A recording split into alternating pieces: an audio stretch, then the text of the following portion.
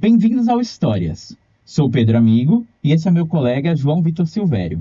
Nosso podcast que teve a iniciativa a partir da Bolsa Pub do canal oficial do Departamento de História da USP, sob a coordenação do professor Daniel Gomes de Carvalho e do professor Gustavo Veloso.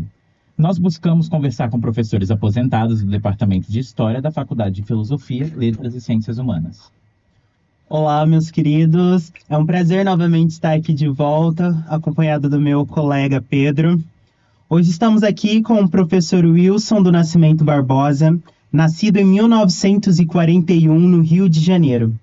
Ele formou-se em História pela antiga Universidade do Brasil.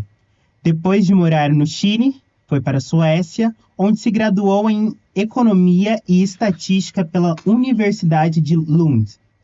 Lá, obteve seu doutorado em História Econômica com a tese Brazil: An Overview of the Brazilian Economy, de 1940 a 1980, sob orientação de Leonard Joberg.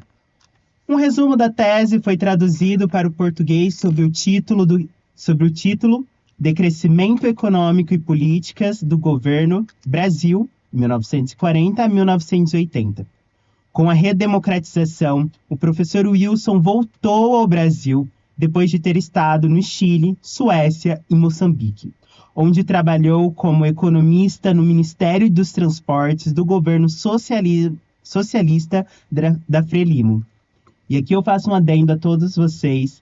Quem não conhece a Frelimo, por favor, estudem, porque ela é muito importante para todo o estudo da África contemporânea. Em 1988, foi aprovado no concurso para a disciplina de História Moderna no Departamento de História da FEFELESH USP. Nesse departamento, defendeu a sua tese de livre docência, intitulada A Crisálida, Aspectos Históricos e Econômicos do Fim da Escravidão do Brasil, 1850 a 1888. Em 2006, tornou-se professor titular de História Econômica. O professor Wilson orientou dissertações e teses na área de História Econômica e História Social. É fundador do Núcleo de Economia Política e História Econômica. Também coordenou o Núcleo de África, Colonialidade e Cultura Política. Esses dois círculos reúnem seus orientandos. O professor, desde sua volta ao Brasil, em 1985, até a sua aposentadoria em 2011, deu mais de 100 cursos semestrais de graduação e 76 de pós-graduação, e proferiu mais de 153 palestras e conferências. Ele encerrou suas atividades em 31 de dezembro de 2017, mas aceitou prontamente ter essa conversa conosco. Muito obrigado, professor. É um prazer tê-lo conosco. Eu que agradeço a oportunidade de deixar umas lembranças, quando me for. A pretensão de todo mundo é deixar uma faíscazinha, né, no mundo. Se lembrar, é aquele cara. Bom, eu começaria brevemente dizendo assim que eu nasci em Botafogo, lá no Rio de Janeiro, na maternidade da Igreja Católica, que existia lá, e fui criado junto com a minha irmã, que era 1 ano e meio mais velha do que eu, nós dois juntos, com meu pai e minha mãe. Quando eu tinha 3 anos e meio, coisa assim, a crise estava muito brava naquela época, plena Segunda Guerra Mundial. Eu fui morar uns tempos com a minha avó paterna, porque diminuía as despesas em casas, sabe? Não havia, naquela época, você só comprava carne com um cartão, você só podia comprar 1 quilo de carne por semana. Era uma época braba, a Segunda Guerra Mundial aqui, né? Porque tudo que tinha foi reservado para as tropas na Europa, as tropas dos Estados Unidos principalmente. E aí eu fui morar com a minha avó, morei 1 ano com ela. Faltou 1 semana para fazer 1 ano. Eu cheguei lá com 3,5 e saí com 4,5, com menos de 5. Mas ela tinha sido professora primária em Alagoas, ela era uma índia. Você olhando para ela, você via que ela era uma índia. Só não sei exatamente de que nação ela era, porque ela, como civilizada, ela não falava que era uma índia, ela se disfarçava de professora primária, que é o que ela foi. Como professora primária, que ela mudou para o Rio de Janeiro, ela montava armazéns, ela foi dona de armazém na favela que tinha no centro do Rio de Janeiro, que era no Morro de Santo Antônio, Sim. e foi sempre dona de farmácia ou quitanda, e ela era muito boa em matemática, então fazia as contas todas, ganhava o dinheirinho dela, coitada, viveu uma vida assim. E eu vivi com ela esses 11 meses e qualquer coisa.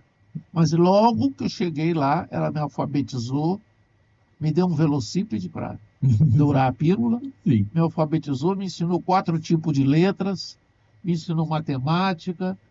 Então, eu tinha 4 anos e meio e lia jornal, lia tudo. Era um rato já de Ah, papel velho. como todo bom historiador. Mas você sabe que o Jobson costuma dizer que o historiador é que nem onça, só gosta de carniça. E eu já fui me especializando nos papéis carniça, aqueles papéis velhos. E tem coisa que eu me lembro até hoje dos jornais que eu li naquela época e tudo. Sim. Então, isso para mim foi muito bom, porque quando eu entrei na escola, eu fui rápido, fui pegando rápido. Então, eu nunca tive muitos problemas escolares. Não. Eu tive a sorte de ter uns professores também maravilhosos. Eu fui aluno de uma professora que no Rio de Janeiro é endeusada, se chama Noêmia de Carvalho Delgado. Essa professora, ela era uma professora excepcional. Naquela época, ela não era racista. Ela tratava os alunos muito bem. Ela conseguia controlar a gente conversando. E eu tive essa professora no 3º e no 4º ano, cara. E quando eu fui fazer o 5º ano, tive uma que parecia que tinha sido aluna dela, que chamava Leontina de Mendonça Furtado, que era uma professora espetacular também. Então, eu sempre tive sorte na escola. Peguei professores bons. Na universidade, tive professores fabulosos.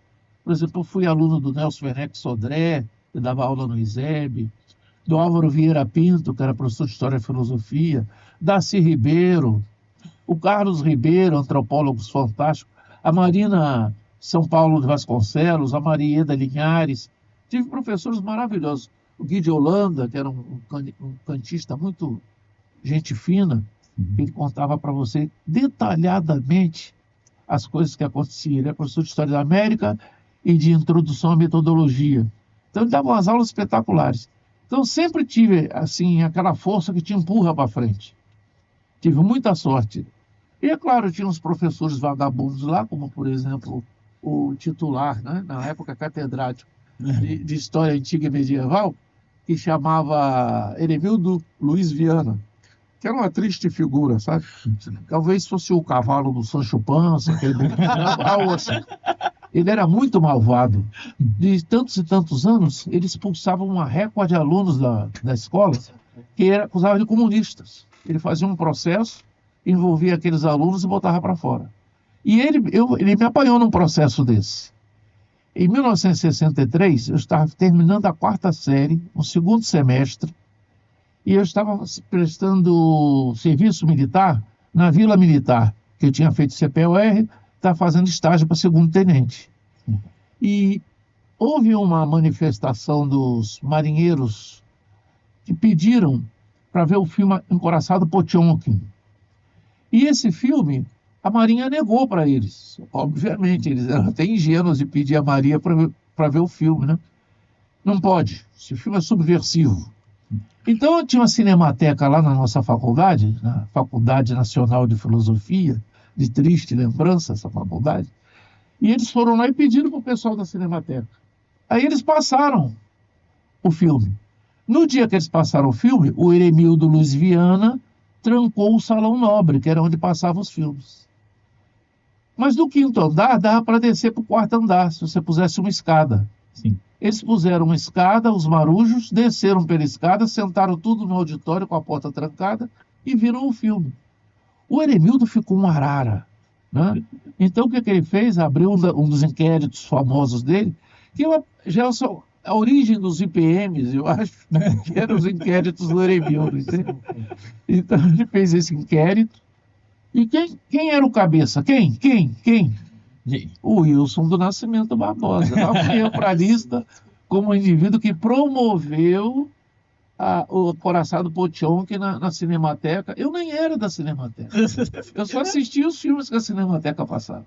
E o mais gozado é que nesse dia eu estava de serviço no Exército como oficial de dia, no Regimento de Escola de Infantaria, que eu estava fazendo estágio. Sim.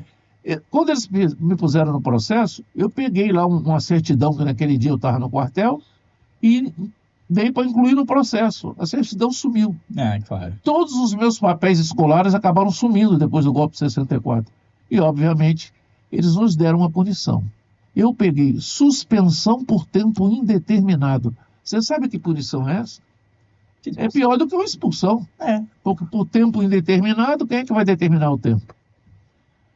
Acontece que, nessa época, eu trabalhava num Programa Nacional de Alfabetização do Ministério da Educação. E eu conhecia o ministro da Educação. Era muito boa gente. Eu falei para ele, era o Júlio Furquim Sambaqui. Olha, você não quer me dar uma carta para eu levar para a faculdade, dizendo que como a punição é por tempo indeterminado, ela está extinta, e já passou um tempo indeterminado. Sim. E ele me deu a carta. Nós tínhamos derrubado o Eremildo, fizemos uma greve monstro lá, derrubamos o Eremildo, pusemos o Faria Góes, que era da pedagogia, da área de pedagogia, como diretor da faculdade. Ele era um major do Exército que era pedagogo. Veja só, a gente sob a asa do major do Exército. Mas nós combinamos com ele que ele ia anular as medidas punitivas do Eremildo. Sim. Então, eu levei a carta para ele, ele aceitou, me mandou fazer os exames finais na secretaria, eu fiz, terminei o curso. Isso em janeiro de 1964. Estava esperando que emitissem o meu diploma. Quando foi em julho de 1964, veja, fevereiro, março, abril, maio, junho, julho, 6 meses depois, a reitoria da Universidade do Brasil fez uma reunião e expulsou uma lista de alunos de cada faculdade. E essa lista de 19 que o Eremildo tinha posto nesse processo, na qual eu constava, fui junto. Então, até com a minha documentação na faculdade, eles sumiram. Uma coisa interessantíssima. Eu fazia um curso de economia numa escola que tinha, chamada Faculdade do Rio de Janeiro, que ficava no Campo de Santana. O meu currículo de lá sumiu. Foi tudo por um inquérito policial militar da UNE, feito por um coronel que chamava Coronel Montezuma. Sim. Você vai lá ler a ficha, está lá Wilson do Nascimento Barbosa. Elemento portador de grande ódio.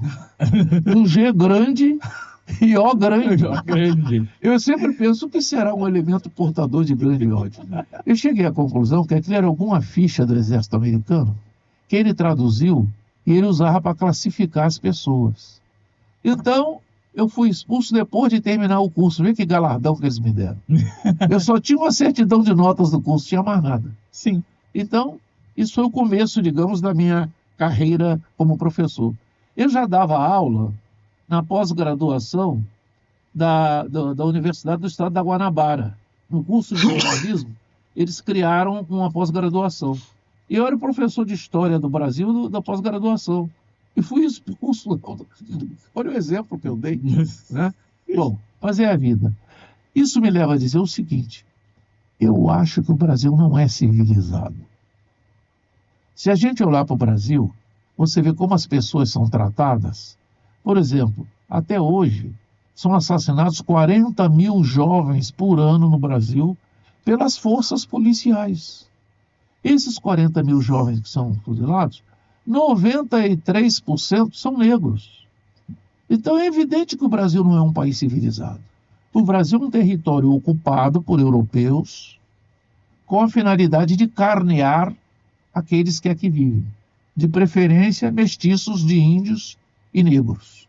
Né? Eles trouxeram os negros para cá. Hoje em dia eles ficam diminuindo. Eles, não, a escravidão trouxe 5 milhões de negros para o Brasil. 5 milhões de negros. É uma progressão geométrica fácil de fazer. Eles traziam entre 38 mil e 49 mil por ano. Você põe 38, 39, 40, 41, você põe o número que quiser, um número baixinho, põe menos, 28. Você vai ver que eles, em 200 anos, não trouxeram 5 milhões. Trouxeram muito mais. Isso sem contar os que eles jogavam no mar. Porque eles morriam. Não só porque morriam, porque dava peste no navio negreiro, como eles botavam todos na mesma corrente. E quando o navio deles era interceptado por algum navio, eles jogavam a ponta da corrente no mar. Então arrastava todos os escravos para o fundo do mar. Se você pegasse a costa que existe entre a África e o Brasil e for lá embaixo, você vai achar ainda milhares de esqueletos presos na mesma cadeia de corrente. E esse método deles, se você ver, se for examinar ali a comissão de anistia ou a comissão da verdade, você vai ver que é o mesmo método que eles usavam quando eles fizeram a repressão pelo golpe militar de 1964. Matar as pessoas, esquartejar, jogar no rio, jogar no mar, né? Então, é o mesmo método. Você vê que é uma sociedade de escravidão disfarçada. Se você olhar o salário que o trabalhador recebe no Brasil, é uma cota de escravidão. Eu fiz um cálculo cuidadoso de quanto custava um escravo para o PIB brasileiro antes da abolição. Cheguei a um número que é menos de 15% do PIB, o que se gastava com escravo. Hoje em dia deve ser 23%, 24%. Quer dizer, em 200 anos, eles conseguiram aumentar a metade da renda do escravo em 1888. Então você vê que é uma sociedade de escravidão. Eles pagam muito mal para os brasileiros. E repara que isso é um sistema montado pelo, eu vou chamar assim, estrangeiro no Brasil. A gente não quer que se fale disso. Mas, evidentemente, é o branco europeu no Brasil fazendo isso com o resto dos brasileiros, que são a maioria. Os negros, mestiços de negros e índios, etc., são 67% da população, se você fizer a conta direito. Sim. Então, essa é a minha provocação inicial. Perfeito. Eu sou um provocador. Uma ótima provocação. Uma ótima provocação. Sim. Sobre... Não, mas é a provocação que nos move, não é? O historiador tem que ser provocado. Exatamente, porque se a gente não é provocado, a gente não se move. A qualquer pretexto, ele começa o discurso de onça dele. Perfeito. Vou começar então. Professor, para iniciarmos as perguntas, a gente começa com a mais geral, acredito, de todas, né, Pedro? Sim. Como foi o seu tempo de graduação e quais você considera os principais desafios que você enfrentou como graduando? Olha, o que eu enfrentei como graduando é o problema do contexto brasileiro daquela época. Nós estávamos há pouco tempo da escravidão. Entrei na universidade em 1959, comecei fazendo um curso de engenharia química, depois deixei, fui fazer, em 1960 fiz história, em 1961 comecei a fazer o curso de direito, que também não me interessei. Então, eu tinha facilidade de passar no vestibular, porque eu tinha sido muito Caxias quando era estudante, estudava muito, eu e minha irmã, sabíamos tudo da matéria. Então, aquele conceito de sabichão que a gente vivia, o vestibular, por exemplo, eu nunca estudei um cursinho vestibular. A primeira vez que eu entrei no vestibular foi para dar aula. Aí eu descobri como era o cursinho vestibular. E, então, eu diria que quando eu fiz o curso de História, comecei a fazer, eu vi ali todos aqueles defeitos que tinha a escola secundária, que tinha a escola primária, que é o negro ser discriminado, por exemplo. Apesar de ser um curso relativamente barato, o curso de filosofia, da área de filosofia, né, ciências sociais, etc., para eles é um curso barato. Eles dão giz, o salário do professor e a sala de aula. Sim. Tinha pouquíssimos negros fazendo o curso. No tempo que eu entrei no curso de História, entrou uma colega junto comigo que chamava Zélia. Entramos no mesmo ano. No segundo ano, tinha uma moça que chamava Tereza, que era negra. E tinha uma outra, Eunice, também, que era colega dela do segundo ano. Não tinha mais nenhum negro no departamento de História. Comigo entrou também um rapaz, nós fazíamos, portanto, 3 ou 4 na sala, que era o Luiz Sérgio Dias, que era bancário, passou no vestibular. Quer dizer, um escândalo. Quer dizer, a população, no mínimo, 50% da população do país, eu digo que é muito mais, só tinha 3 ou 4 na sala de aula.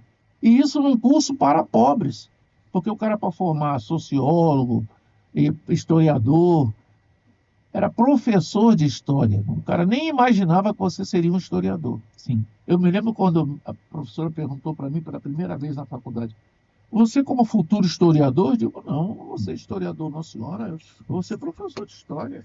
Historiador é uma coisa muito importante. Como é que eu vou ser historiador?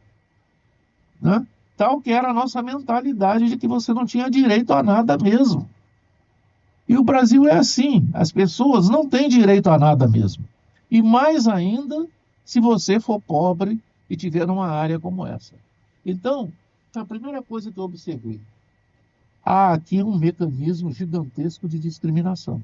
Felizmente, você tem sempre aquele punhado de pessoas humanistas, né, pessoas decentes, vamos dizer assim, Sim. que não foram educadas no racismo e que se esforçam até para proteger essa minoria que consegue entrar na universidade. São, digamos, os iluministas que são colegas da gente, professores. Você sabe, conta no dedo, aqui professor tal, professor tal, professor tal. Por exemplo, eu tive um professor, chamava Manuel Maurício de Albuquerque. Ele era pernambucano.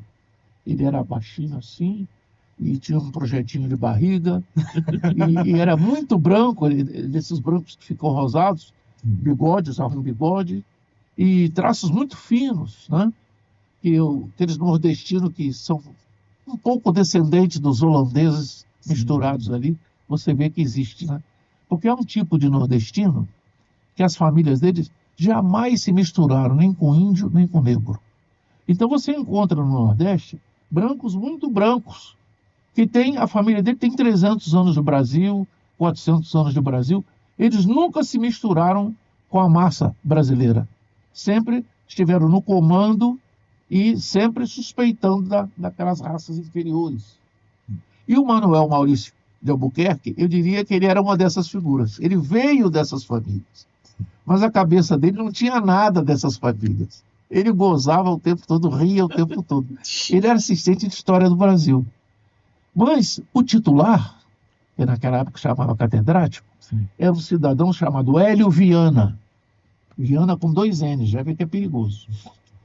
E o Hélio Viana tinha sido instrutor de turismo no Rio de Janeiro. E ele era o professor catedrático de História do Brasil da Universidade do Brasil. Quer dizer, um instrutor de turismo já é uma escolha infeliz. Ele fazia perguntas assim no exame oral. Quem mandou construir e quem fez o desenho da escada lateral do Teatro Municipal? Quer dizer, isso é uma conversa de turismo. Ele fazia pergunta, vou te dar outra perguntinha que ele gostava de fazer. Do Amazonas ao Chuí, em ordem decrescente, as fortalezas construídas pelos portugueses e espanhóis no território brasileiro, para a defesa do território. Quer dizer, você tinha que citar a fortaleza, lá começando no Amazonas e terminando no Chuí, uma por uma. Você gastava um tempo enorme para decorar aquelas fortalezas, que ele pedia assim. Ele dava o nome incompleto do cidadão, dizia, dê-me o nome completo de fulano de tal. Você tinha que tirar das tripas aquele nome completo. A aula dele era hilária. Ele fazia a mesma piada, no mesmo lugar, em todos os anos, em todas as turmas. Era como se tivesse uma gravação dentro da cachola dele, ele entrava na sala e passava aquela gravação. O Manuel Maurício não era uma pessoa inteligente. Ele falava com você, dava aula, explicava. A aula dele tinha motivos sociais, motivos econômicos, motivos políticos. Ele puxava aquilo tudo, fazia comentários sobre as nações indígenas, sobre os hábitos. Às vezes ele estava dando aula, aquela brilhante aula dele que você gostava de assistir, aí o Hélio Viana abria a porta. Aí ele instantaneamente, vamos dizer que ele vai dizendo a frase, ele transformava a frase em outra coisa. E como já lhes disse, fulano de tal, assim, tal, escrevia o nome no quadro. Aí ele passava a dar a aula do Hélio Viana, em vez de dar a aula dele. Às vezes você perdia metade da aula. A outra assistente, que era a Lucinda, que também cumpria todas, o mesmo nome da minha mãe, cumpria todas as instruções do Hélio Viana, ela própria, quando o Hélio Viana não estava presente, que às vezes chegava, sentava na mesa e eles estão dando a aula, os assistentes. Sim. Quando ela estava sozinha, ela dava uma aula melhor do que a dele, porque ela falava alguma coisa que fazia sentido, que não podia falar na aula dele. Então a graduação tinha dessas coisas. Mas nós tivemos também a Maria da Linhares, nós tivemos o Gui José Paulo de Holanda, que era um professor brilhante, tivemos Darcy Ribeiro, tivemos Marina São Paulo Vasconcelos, tivemos Vieira Pinto, um monte de professores que valia a pena você ir à aula e assistir. E, evidentemente, a gente fazia a nossa agitaçãozinha. Eu pertenci lá na História. Nós tínhamos em cada curso um centro de estudos. Então, por exemplo, nós tínhamos um centro de estudo de História, que fazia encontros nacionais uma vez por ano. Ou no Rio de Janeiro, outra vez era aqui em São Paulo, outra vez era em Goiânia. E ia andando aquele encontro nacional de estudantes de História. Então, no Brasil todo, no curso de História, criaram os centros de estudo de História, o núcleo de estudo de História. E nós tínhamos uma revista, o nosso líder lá era o Pedro Celso Uchoa Cavalcante, que era um aluno muito brilhante, chegou a ser assistente do Nelson Venex Sodré no ISEB, e montou aquele grupo da História Nova, que andou fazendo a História Nova. Eu pertencia a esse grupo também, a gente dava aulinha nos cursinhos, nas coisas, mas eu acabei expulso do grupo, porque eu era maoísta, e eles eram anti-maoístas, né? Eles eram todos da linha justa. Então eles fizeram uma reunião e me botaram para fora. Fui defenestrado do grupo. Quer dizer, nem para o grupo da História Nova eu servi. Mas foi uma boa experiência de graduação. Nossa, Beleza. que maravilhoso. E seguindo, acho que nessa mesma leva, e o de pós-graduação? Como foi esse tempo para o senhor? Olha, é incrível, porque no ano de 64, tinha o general Henrique Duflos Teixeira Lott, que foi ministro do Exército, ministro da Guerra, né, do governo Kubitschek, e foi o cara que deu o contragolpe que permitiu o Kubitschek tomar posse como presidente da República. O golpe legalista. Esse general, ele era mão de ferro, uma pessoa séria. E a filha dele chamava Edna Lott. E ela era de esquerda, ela se elegeu deputada estadual. E ela que coordenava a pós-graduação da Universidade do Estado da Guanabara. Ela me chamou e disse: você vai dar aula de História no curso de jornalismo da universidade. E eu comecei o ano de 64 dando aula de História no curso de jornalismo, na pós-graduação de jornalismo. E em julho, veja que beleza, eu fui expulso da universidade que eu tinha cursado. Então eu não podia ir lá no outro lugar botar pose de professor de pós-graduação, né? Então a minha pós-graduação começou com esse fiasco. Esse professor que teve que desistir das aulas. E em 65 eu mudei para São Paulo e o Ciro Berlink, que era um intelectual muito conhecido aqui, pai desses Berlinks todos que são intelectuais hoje, ele me arranjou umas aulas para eu dar de contabilidade nacional nas faculdades. E aí virei professor de faculdade privada, dava esse curso de contabilidade nacional. E dava aula em cursinhos. E trabalhei em agência de publicidade, foram as atividades que eu fiz. E fui começar a pós-graduação mesmo no Chile, depois que eu fui preso, que eu fui trocado eu fui uma pessoa que foi trocada pelo embaixador suíço em 1970. O capitão Lamarca fez um sequestro do embaixador suíço e deu uma lista de pessoas que estavam na cadeia e que não iriam sair em menos de 10 anos, como os que ficaram, só saíram 10 anos depois. E nessa lista eu embarquei. O pessoal dizia que era um habeas corpus preventivo que a gente recebia.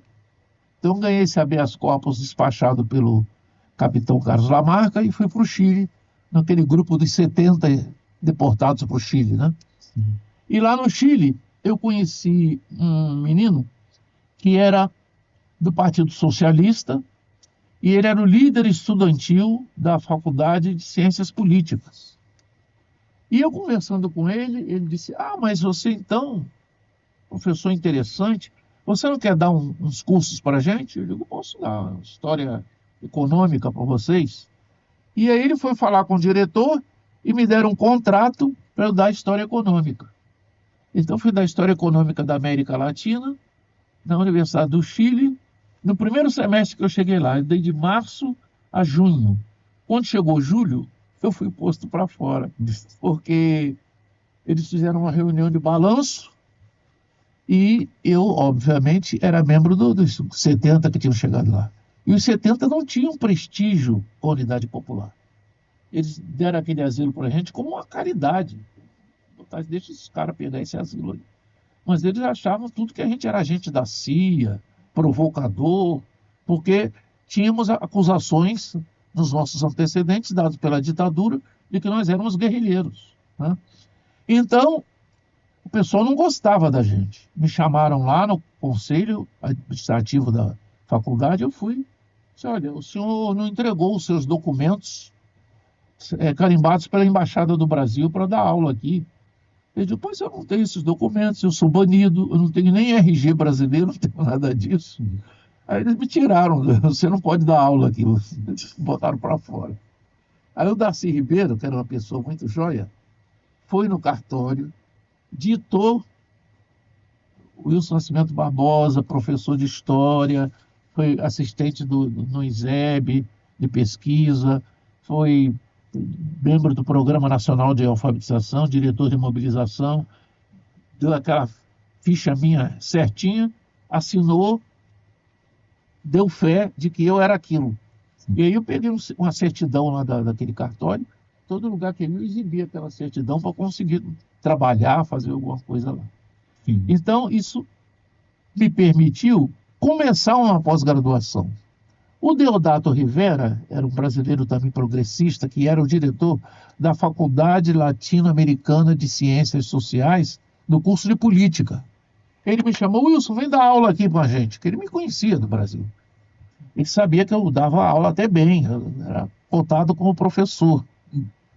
Estou ocultando uma partezinha aqui, mas eu posso confessar essa parte também. E então o Deodato Rivera queria que eu fosse dar aula lá, mas quem era o professor titular de História da Flaxo? Era o Sérgio Bagu, que era um historiador uruguaio, trotskista. Aí eu disse, Deodato, eu não posso dar aula com um professor trotskista. Ele vai falar A, eu vou falar B. Não fica bem. Eu fico até imaginando. Ele disse, não fica bem, eu vou prejudicar o curso dele. Ele vai ter que refazer tudo que eu estou dizendo, né? E aí aí troquei com ele, seguinte, você me dá uma vaga no curso para eu fazer o mestrado aí. Aí ele me deu a vaga.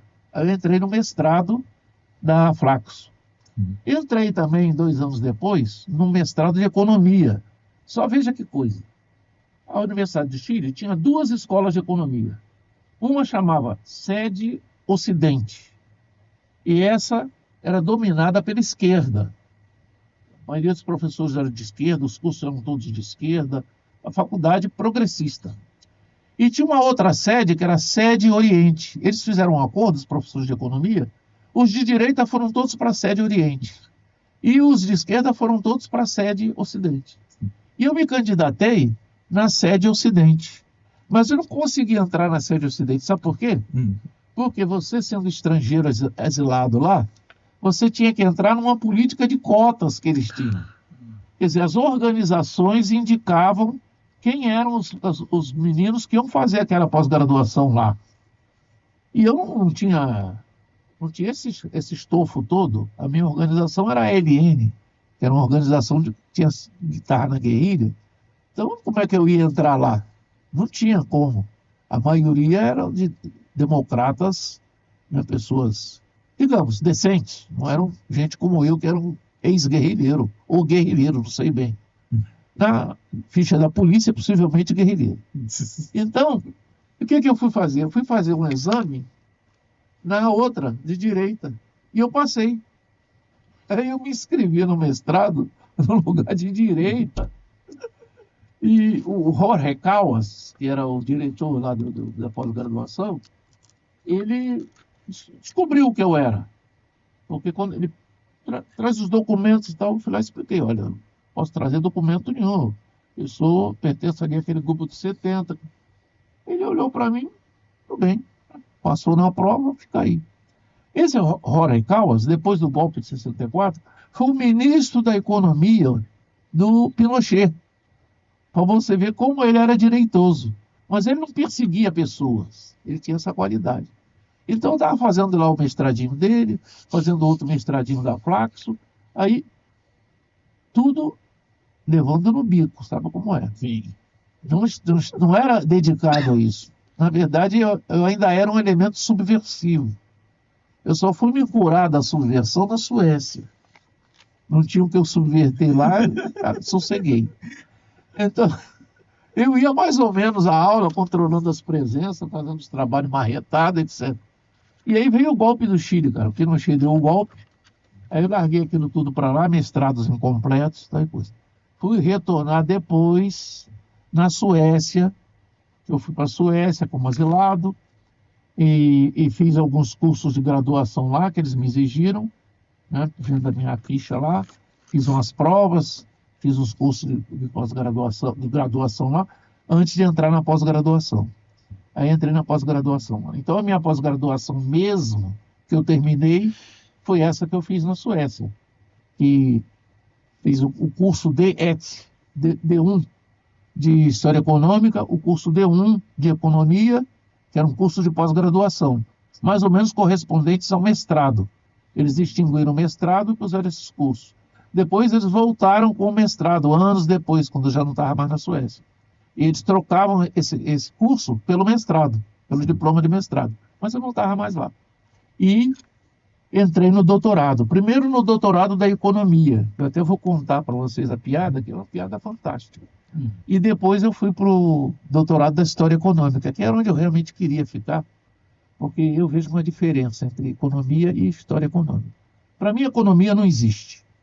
A economia é economia política, que é uma cadeira que explica como politicamente se adotam essas e aquelas políticas econômicas.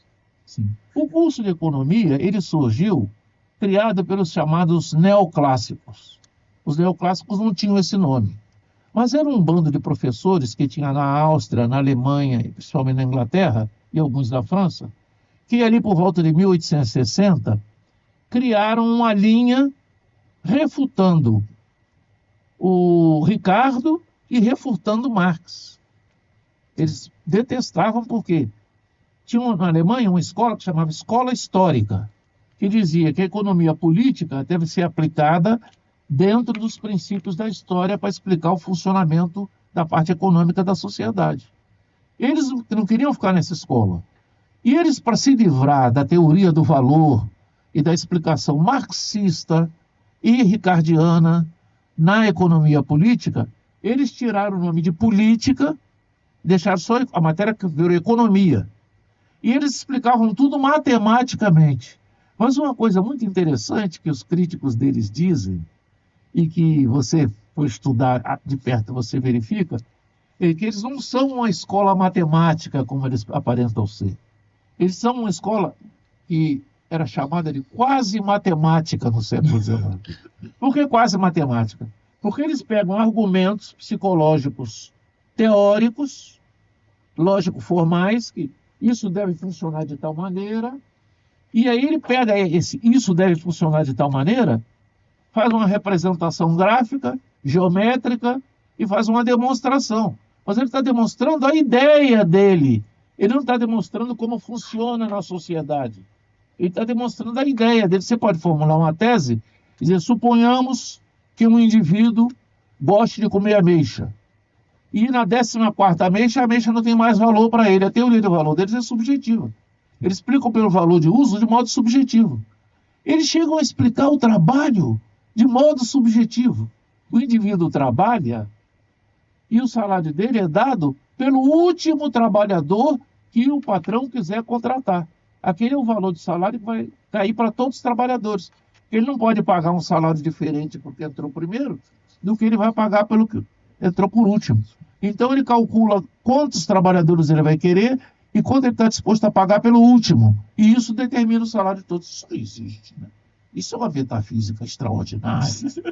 Para eles que dizem que o Marx é metafísico, porque estudou o Hegel, e o Hegel criou a moderna metafísica, etc. A metafísica deles é pior ainda. Então, esses neoclássicos, eles se chamam neoclássicos, marshallianos, deram origem ao Keynes, mas o Keynes é melhor do que eles, né?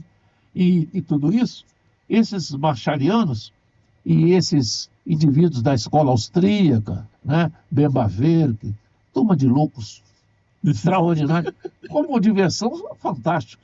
Mas como coisa séria para analisar a economia, aquela economia deles não existe. Eles foram fulminados por um membro da escola dele, que é a John Violet Robinson. John Robinson, professora inglesa da Cambridge, que escreveu um livro em 1940, 41, e botou esse nome neles de neoclássicos. Eles não são da escola clássica, eles são de uma nova escola clássica. Mas ela, veja só, ela pertenceu a esse grupo. Aí eles têm um problema, porque eles não confirmam as teses da escola clássica. Eles negam as teses da escola clássica, né? Como, por exemplo, a tese do valor pelo trabalho, que é ricardiana, é marxista, está embrionariamente no Adam Smith. Eles negam e afirmam ao contrário, afirmam escola psicológica. Então, como é que eles são neoclássicos se eles abatem o princípio do clássico? Não é? Sim, quer dizer, é a quinta coluna. Os caras... Ela mesma botou o nome deles, ela já avacalhou eles na origem, não? Ela escreveu um livro em 1956 que se chama Acumulação de Capital, que eu aconselharia vocês, quando tiver um tempinho livre, dá uma lida nesse livro que é extraordinário, é fantástico. Não deixa pedra sobre pedra, né? Então, digamos, o curso de economia, vira e mexe, é dominado pelos neoclássicos. Mesmo lá na Suécia, que tinha um grupo estruturalista forte, que eram os economistas social-democratas, mas os neoclássicos estavam minando, porque os caras iam para a Inglaterra fazer curso, viravam neoclássico. Iam para os Estados Unidos, neoclássico. A grande potência, os Estados Unidos. Então, os Estados Unidos têm os seus neoclássicos, você tem que seguir Samuelson, seguir Sulov, essa turma, né? E na Inglaterra, você tinha o Hicks, que o indivíduo que deformou completamente o modelo que o Keynes faz no livro dele. Então, eu até conheci pessoalmente o Hicks, ele foi lá falar na família. O Hicks é brilhante, não é como o Samuelson, não é como o Sulov, ele realmente é brilhante. Então, ele te dá trabalho.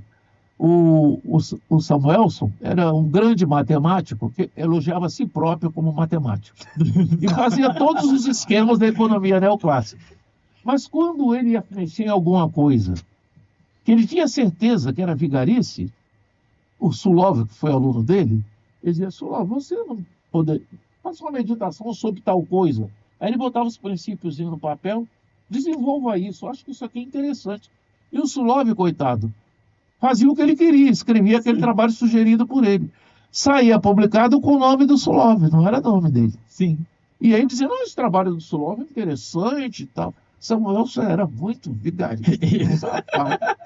Ele tem um livro de economia, Princípios de Economia dele, que acho que é um dos livros mais vendidos no mundo. Acho que depois da Bíblia e do Capital de Marx, acho que deve ser o livro, vem logo em quarto ou quinto lugar como um dos livros mais vendidos do mundo. E nos anos 60, 70, a turma toda seguia, era o neoclássico. Exceto o pessoal da história econômica, que resistia. Tinha alguns neoclássicos lá, mas a maioria vinha da escola histórica alemã. Sim. E vinha também do estruturalismo sueco, vinha do estruturalismo latino-americano. Então eu digo: não, eu não vou fazer economia nacional como pós. Vou fazer história econômica, eu fui para história econômica. Mas a piada que eu ia contar para vocês é o seguinte: como eu entrei no doutorado de economia. Tinha um professor lá, que ele era uns 2 anos mais velho do que eu. Chamava Johann Stoll. Stoll em germânico é aço. Sobrenome dele. Daí vem Stalin, que é Stalin, né? Aço. Acerado, diz Stalin. Então o Stoll, eu estava lá fazendo aqueles cursos de graduação da economia, fazendo estágio. Ele encontrava comigo e dizia: como vai? Tudo bem? Ele dizia: tudo bem. Então, aí outro dia ele encontrava comigo e dizia: onde está fulano? Ele perguntava por um africano qualquer, ou por um árabe qualquer. Ou seja, ele passou a me identificar com alguém que não era eu. Mas o meu sueco não era tão bom assim para eu explicar em todos os detalhes para ele. Ele dizia: o fulano foi para casa, ele não está por aqui não. Ah, ele começa a fazer o curso e desaparece e tal. Eu digo, não, mas ele vai voltar. Eu dizia uma coisa esfarrapada e caía fora. E aí, ele foi ficando meu amigo. No verão a gente se encontrava, que é a cidade estudantil, se encontrava na rua, dizia, oh, vem cá, cadê Beltrano? Eu dizia, não sei, ele está ali, viajou, não sei. Ia dando as desculpas da turma toda que começou o curso e desapareceu. Não é cômico uma coisa dessa? Gente. Aí um dia eu queria fazer um curso, 2 cursos da economia nacional no pós. Um era teoria econômica, que era um curso muito interessante que eu queria fazer, e o outro era econometria, que eu gostava muito de econometria, e eu queria fazer esse curso de pós da econometria lá da... Aí eu cheguei para ele, peguei ele na porta da faculdade, do instituto, né? Tudo é instituto disso. Peguei e disse, professor, estava pensando em fazer esse curso aqui de teoria econômica e tal. Ele disse, por que não faz? Eu digo, não, ele é do pós. Ele disse, mas você não está matriculado no pós? Eu digo, não. Tá. E esse aqui também de econometria e tal, não sei o que. Ele disse, tá, o senhor não quer me autorizar a fazer esses cursos? Que você me desse uma autorização, um bilhete que fosse, que o professor lá é alguma coisa, não é como a gente aqui. A gente aqui não é nada. Mas lá é alguma coisa, cara. E que alguma coisa ele é. Entendeu? Ele pode pegar você que não fez nada do curso e botar você no doutorado. Ninguém fala nada. Entendeu? Então eles têm um poder enorme. Isso. Eu também quero. Eu também quero. Fica a dica aí pro meu orientador. A gente fica escravizado a um monte de regrinhas e tal e coisa. Lá no estatuto do doutorado, está escrito assim, o aluno é considerado capaz, né, quando o seu orientador vocalmente, muntlich, de boca, declara que ele está capacitado. Quer dizer, o cara não precisa nem escrever um papel. Ele diz, olha, fulano está capacitado. Aí ele pode trazer a tese. Tamanho do poder do professor. Não sei se hoje lá ainda é assim, mas era assim. Era o modelo alemão. A Alemanha também era a mesma coisa, Dinamarca. Então, o Stoll entrou comigo na secretaria e disse assim para a secretária, a Birgit, matricule ele aí no curso aí do doutorado e tal e coisa. Eu não pedi para ele matricular no curso do doutorado, eu pedi para ele autorizar a fazer 2 matérias do doutorado. Sim. Aí ela foi, abriu uma ficha, preenche aí, eu preenchi a ficha, dei para ela. Aí eu virei doutorando dele. Sim. É claro que eu tinha os cursos de baixo feitos. Sim. Né? Mas você já pensou isso? Você chegar e conversar com um professor desses aí, e você chegar no pé do Jobson, por exemplo, e dizer, professor, o senhor me autorizava a fazer... Matricule esse rapaz no doutorado. É meu sonho, gente. Meu sonho, mas eu surtaria também. Foi muito gozado. Aí eu fiquei lá, fiz os cursos que quis e tal. Depois eu fui na História Econômica e pedi ao Lennart Jorberg para me matricular no curso do doutorado da História Econômica. Então, se eu quisesse, eu podia até ter tirado os 2 diplomas com esperteza de latino-americano, que eu não apliquei. Então, o que eu fiz? Eu larguei o outro e fiz História Econômica. Mas o Jorberg, é uma piada interessante essa, dentro do pós-graduação. Né? Esse para mim, você escreva, pega um papel e escreva, porque esse negócio você vem de muito longe, América Latina e tal, isso é obscuro. Pegue um papel e escreva todos os livros que você leu, que você considera que tem importância da área de economia ou história econômica. Eu digo, sim, senhor. Só que é o seguinte, eu sou aquele macaco que os franceses soltaram na livraria. Conhece essa história? Pois é. Então, o que eu fiz? Peguei e escrevi. Tinha 500 livros a lista que eu fiz. Eu levei para ele, datilografei tudo bonitinho, levei para ele e entreguei. Aí disse, o que é isso?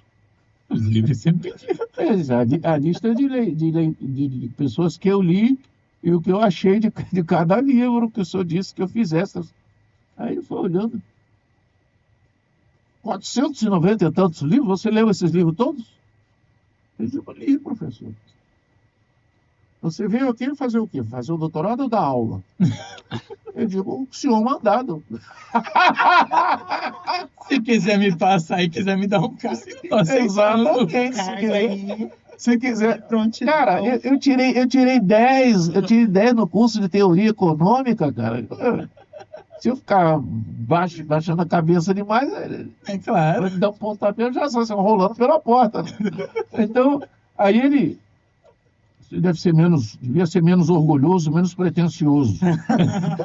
Aí fui olhar a minha listinha e ele deve ter chegado à conclusão que realmente os comentários que eu fazia de cada livro eram verdadeiros. Aí ele me deu a vaga na história econômica. Eu entrei assim. Uau! Então isso conta mais ou menos a história da pós-graduação. Ainda vou contar uma outra, bem piadística, Vontade. que é o seguinte. Eu gosto de piadinhas, contar histórias divertidas, histórias divertidas. E eu fazia, todo semestre, eu fazia 2, 3 cursos. Eu fiz 19 cursos na Universidade do Lund, 13 ligados ao doutorado e 6 de graduação. Então, o que eu fazia? Você lá tem que pegar um papel, preencher e entregar a sua matrícula naquele curso. E os cursos lá são contados a alemã, é por pontos. Cada semana é um ponto. Um curso que vai durar 3 semanas, ele vale 3 pontos. Ele tem um número de páginas que tem que ter e que corresponde a 3 semanas de estudo. Para você ter ideia, um curso de pós-graduação tem de semestral, 20 pontos, que são 20 semanas, ele tinha, né? Naquela época que eu estava lá, sempre. Hoje em dia eu não sei como é não. Mas ele tinha 2.400 a 2.600 páginas de leitura. Então você fazia um curso semestral, você tinha que ler aquelas páginas. Às vezes, tipo a Sorbonne, o curso, quando é graduação, vem todo... Ele xeroca uns pedaços da página 21 a 47, xeroca aquele pedaço e faz um calhamaço assim, e na estante você vai, tem 50 exemplares daquele, você pede emprestado um, estuda o curso todo, está ali dentro. Você não tem que pegar um livro, pegar outro livro, já está tudo mastigado ali dentro, o básico. Sim.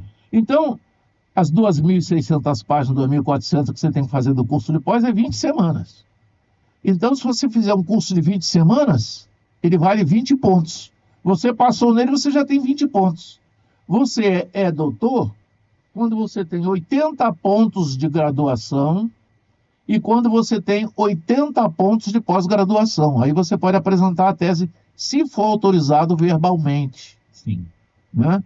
Porque muitos indivíduos têm os 80 pontos e ele chega lá, o senhor me dá autorização? Não, isso eu conheço. Nem. O cara, quer dizer, ele está dizendo para você o seguinte para o cara, você é burro, vai estudar. Estuda um pouquinho mais. Estuda mais um pouquinho. Lê mais. Exatamente, deixa o cara lá na geladeira. Então, você vê que é um curso caprichado. Cada semana 1 ponto, 2 pontos. Um semestre, 20 pontos. Um ano, 40 pontos. Para você poder entrar na pós-graduação, você tem que ter pelo menos 80 pontos na mesma linha. Né? E a tese que você escreve é depois que você tem 160 pontos. É muito interessante isso. Então, o que acontece? Eu fazia 2 cursos, 3 cursos no mesmo semestre, porque eles não te vigiam. Então, eu me inscrevia no curso, pegava o mínimo de aulas que eu tinha que fazer, né? O Nervaro, presença. Presença você tinha que ter 70% de presença, não tinha que ter 100%. Então fazia 70 aqui, 70 ali, 75 ali no outro. Não julgamos, não julgamos. Tudo pulando daqui para lá, depois, careta, do lado para o outro. E no fim eu fazia as provas e passava nada. Então o sueco ele ia lá e fazia 20 pontos no semestre, eu fazia 60. Aí um belo dia eu entro lá na história econômica, fui chamado lá pelo diretor de cursos. Todo semestre, todo ano, eles nomeiam um diretor de cursos. É o cara que vigia os cursos todos e vigia o desempenho de cada aluno nos cursos. É um carrasco, né? Carrasquinho com a guilhotina na mão. Aí eu fui chamado. não gostava de mim. Ele era 2 anos mais novo do que eu e era diretor de curso da Universidade de Londres. Cara, olha, da minha faculdade, né? Sim. Olha a coisa ridícula. Eu estava fazendo doutorado lá e eu tinha 30 e tantos anos, cara. E os meus colegas tinham 22, 23 anos, era ridículo. Porque eles entravam, faziam a graduação, faziam a habilitação para o doutorado, faziam os cursos de entrada, estavam fazendo doutorado. Eu era um cara de 22, outro de 23, outro de 25, e eu tinha 30 e tantos anos. Quer dizer, quando eu entrei, eu tinha 34 anos, quando eu entrei no doutorado, né? Então, eu tinha que ter um pouquinho de pressa, né? Eu olhava para eles, não, tem que cair fora daqui antes deles, para arranjar um emprego. E aí fui chamado lá, eu estou observando aqui que o senhor está violando as regras do jogo. O senhor está correndo, está com pressa, vai a algum lugar? Eu digo, sim, professor, eu vou embora. Se o senhor me deixar, eu vou embora. Eu só quero pegar o meu diploma e ir embora, não quero ficar aqui chateando, né? Aí, disse, não, ele me deu uma advertência. Você só vai sair no lugar que você entrou. Não vamos deixar você sair antes. Aí foi que eu fui embora para Moçambique, porque eu sabia que eu estava com aqueles pontos todos lá, mas que ia ter que ficar marcando passo lá, não ia me liberar para trazer a tese. Aí eu fui para Moçambique, fiquei quase 5 anos lá em Moçambique trabalhando. Foi uma boa experiência, aprendi muita coisa, conheci o pessoal da Frelimo lá, que era legal, né? Foi muito bom para mim. Conheci mais um país, mais uma cultura. Eu gostei muito dos moçambicanos. Agora lá está uma verdadeira guerra civil no momento também. Está uma coisa brabíssima. Eu nem entendo como chegou nesse tempo. Para mim, é aquelas brincadeiras da primavera, sabe? Primavera de Praga, Sim. aquela negócio da falsa bandeira. Para mim, é tudo organizado pela Embaixada dos Estados Unidos. Os Estados Unidos que me desculpem, mas eu tenho essa suspeita. Isso, suspeito. Bom, eu vou deixar a próxima pergunta para o Pedro, porque eu vou pular para uma pergunta, já que o senhor falou sobre Moçambique. A gente sabe que o senhor esteve em Moçambique, o senhor acabou de falar. Como foi a sua experiência em Moçambique como economista no Ministério dos Transportes do governo da Frelimo, que, para quem não sabe, é a Frente de Libertação de Moçambique? Eu cheguei lá, quem me levou para lá foi um companheiro nosso de Var Palmares, né? Eu era da INN, ele era da Var Palmares, de Goiás, que chamava Rafton Leão, Rafton Nascimento Leão. Ele era um excelente guitarrista, tocava muito bem, cantava bonito, Sim. e tinha uma certa parecência com o Che Guevara, cara. Então você vê o prestígio social desse cidadão. Nossa. No Chile, ele estraçalhava, cara. Todo mundo gostava dele, convidava ele para tocar nas festas, lá e o Rafton. E eu fiquei muito amigo do Rafton, porque o Chile era um problema sério. Que nós que éramos estrangeiros, e ainda mais eu coloridinho assim, andando na rua, tinha um pessoal da UP que não gostava muito da gente, que dizia que nós éramos terroristas, guerrilheiros, terroristas. E tinha um pessoal mais à esquerda da UP que adorava a gente. Convidava a gente para fazer palestra, para ensinar coisas para eles. A gente convivia com essa turma. E tinha o pacote de exilados, que eram muitos. Imagina que eram uns 2.000, 3.000, que foram calhando lá no governo do Allende. Então, você tinha uma vida ali fantástica, né? Você tinha de tudo. Então, o que acontece? O Rafton, músico, ia tocar nas festas e tal, junto com os chilenos. Às vezes ele tocava junto com o Vitor Hara, para você ver como ele era um cara. O Vitor Hara ia muito às favelas fazer show gratuito, né? Naqueles mutirões, construção de casa, aquelas coisas. Ele ia e levava alguns de nós brasileiros no meio. E eu me dava bem com ele e tudo. Apesar dele ser do PC, mas ele não discriminava a gente que tinha a ficha de guerrilheiro, não. Tratava a gente como igual e tudo. E lá nas favelas, você ia fazer aquelas mutirões e tal e coisa, e eles faziam sempre um churrasco no final. E o churrasco era de cachorro. E o cachorro era roubado no bairro Alto, quer dizer, roubado nos jardins. Sim. Eles iam na casa dos jardins, te davam uma bola para o cachorro com o entorpecente, o cachorro comia, desmaiava, ele pegava o bichinho, levava e fazia um churrasco. Então, a primeira coisa que eu aprendi, eu estou num churrasco daquele e tinha 2 cabritos no espeto lá rodando. Aí eu digo, poxa, mas esse cabrito grande, o outro tão pequenininho e tal. E coisa. Aí o boliviano me chamou do lado. Cara, cabrito é o termo técnico, é cachorro. Eu digo, cachorro. Quer dizer, eu estava comendo cachorro e eu não sabia, tinha virado coreano, né? Então, saía aquele cachorrinho no espeto lá, e então era ótimo. Então, esse Rafto, que a gente passou toda aquela experiência junto com ele lá no Chile, quando houve, ele foi para a Suécia como azelado. Sim. Quando houve o 25 de abril, ele veio da Suécia para Portugal e não voltou mais para a Suécia. E ele tinha uma vantagem com ele, que ele era sozinho, ele não era casado. Então ele se locomovia rápido e tal. Você dizia, nós temos que ir embora para Portugal. Ele já estava em Ele já Portugal. tá lá. É. E ele fez amizade com o pessoal do Conselho das Forças Armadas. Quando eu cheguei lá em Lisboa, cara, ele conhecia todo mundo. Você quer falar com fulano? Vamos procurar o Major Beltrano. Até os caras da direita do movimento, ele conhecia todos. Vamos fazer uma feijoada na casa do Major fulano para vocês. Então fazia feijoada lá na casa do português lá. E o cara recebia a gente, o Gustavo Zeira aqui e tal. Mas era um negócio da guitarra dele. Sim. Ele era capaz de tocar 8 horas sem parar, entendeu? E cantando, e cantava bem ele. Então, um perigo. Cantava músicas chilenas, peruanas, colombianas, brasileiras, bossa nova. Cara, era um, né? Quer dizer, você estuda para ter um pouquinho de entrada no lugar e trabalhar. Ele estudou a coisa certa, violão. Dominava o mundo.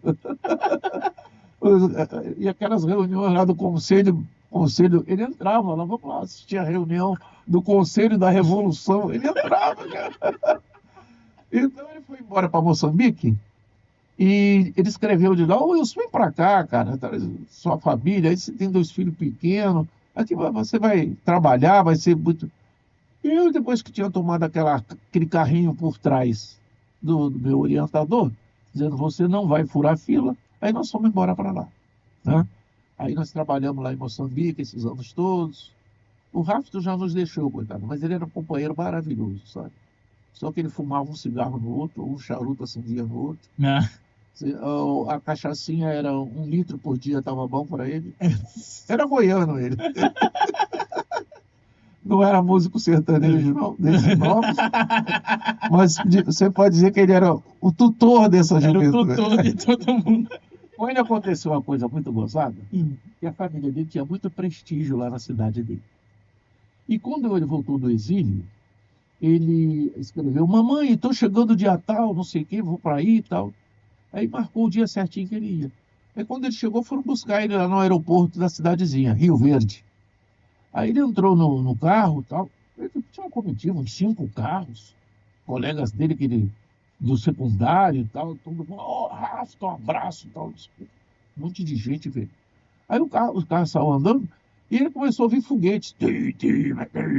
Coisa que subia, explodia no ar e tal e coisa.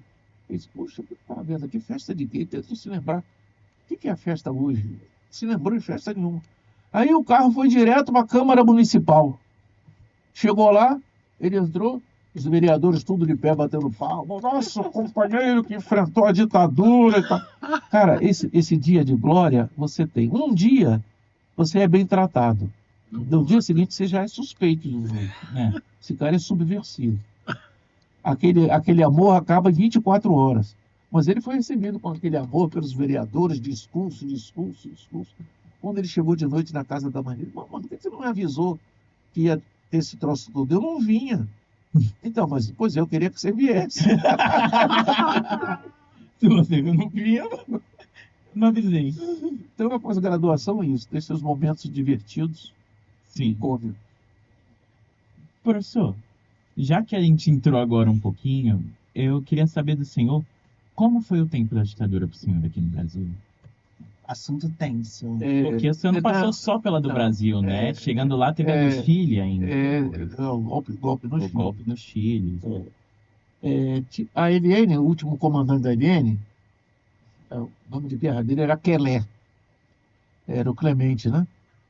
E eu, uma vez conversando com o Clemente, ele digo assim: ô Clemente, aquela época da ditadura, aquilo me fez um mal para a saúde, no organismo. Cada dia daquele era uma coisa penosa, você viu com aquele um festival de imbecilidade, as medidas que eles tomavam de governo, tudo errado. E você tinha que viver naquele ambiente.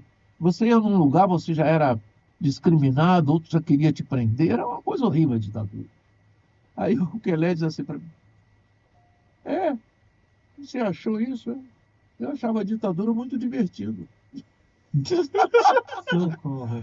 Disse, como ele podia achar divertido? Mas depois eu pensando, o Quelé, ele foi para a luta armada com 18 anos de idade, cara. Ele estava servindo exército no Forte Copacabana, lá no Rio. Ele desertou, levou a metralhadora que ele estava de serviço e foi para a luta armada. Então, a luta armada para ele era uma festa. Ele se divertiu muito, segundo ele me disse. É só você ter cuidado, né, para atirar nas pessoas certas. Então, a ditadura é isso. Para mim foi uma coisa horrível. Outros companheiros já acharam até divertido.